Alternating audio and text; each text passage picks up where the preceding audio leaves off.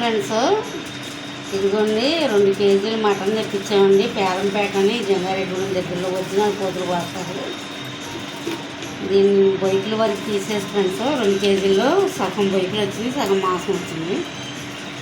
తీసేసి ఫ్రెండ్స్ ఇలా కొంచెం సాల్ట్, కొంచెం పసుపు,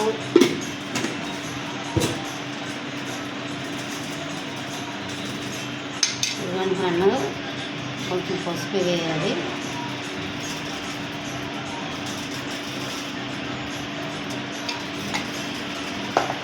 తర్వాత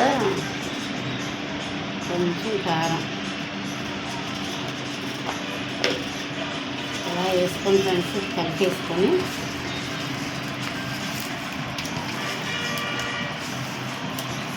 ఇలా కలిపేసుకొని మొత్తం అంతా సరిగ్గా ఎంత మాంసానికైనా ఇదే ఫార్మాలిటీ. అయితే మన దగ్గర కొంచెం ఉంది కాబట్టి 2 కేజీలు తెప్పించుకున్నాము. సరే ఎండలో వేస్తున్నాయి కదా అని చెప్పి కొంచెం ఎండబెట్టుకున్నాము అని కొంచెం బయటలుగా ఉన్నది తీసాం ఫ్రెండ్స్.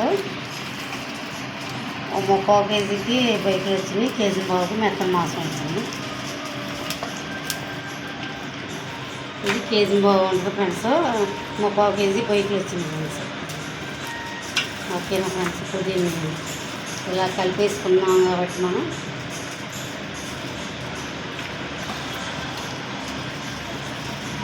సభ్యులాగా ఇలా అన్నీ గుర్తు చేసుకొని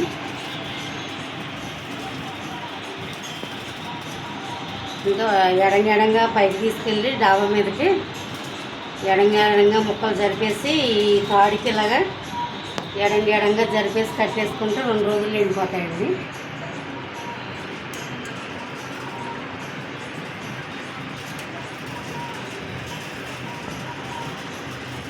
మీరు కూడా చేసుకోండి ఫ్రెండ్స్. ఎండు మాంసం తింటే బ్లడ్ లేని వాళ్ళకే బ్లడ్ పడుతుందంట. కాళ్ళు చేతులు లాగే వాళ్ళకి కానీ, బ్లడ్ తక్కువ ఉన్న వాళ్ళకి కానీ, మనం పచ్చి మటన్ తినే కంటే కూడా ఇది బాగా ఉపయోగపడుతుంది. బాలింతరాలకు కానీ, బాలింతరాలప్పుడు మాకు అప్పుడు ఇదే పెట్టేవాళ్ళు అసలు చాలా బలంగా ఉండేది. ఇప్పటికీ కూడా మా పల్లెటూరు సైడ్ అందరూ ఫ్రెండ్స్ ఇలాగే బాలింతరాలకి ఒక పోతుని కొనేసుకొని ఎండబెట్టేసుకుంటారు. ఎండబెట్టేసుకొని చక్కగా దాచుకొని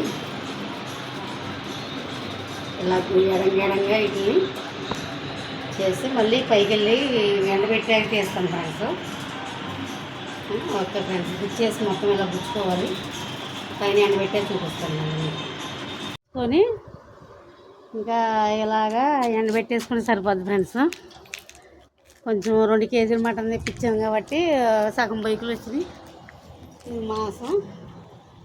ఇలా ఉప్పు పసుపు కారం కలిపేసుకొని 2 రోజులు ఎండబెట్టేసుకుంటే సగ్గు ఎండిపోతాయి ఫ్రెండ్స్. వండేటప్పుడు మళ్ళీ చూపిస్తాను మీకు. ఈ బాలంతరాలకి బ్లడ్ లేని వాళ్ళకి పెడితే మంచిగా బాగుంటుంది అన్నమాట.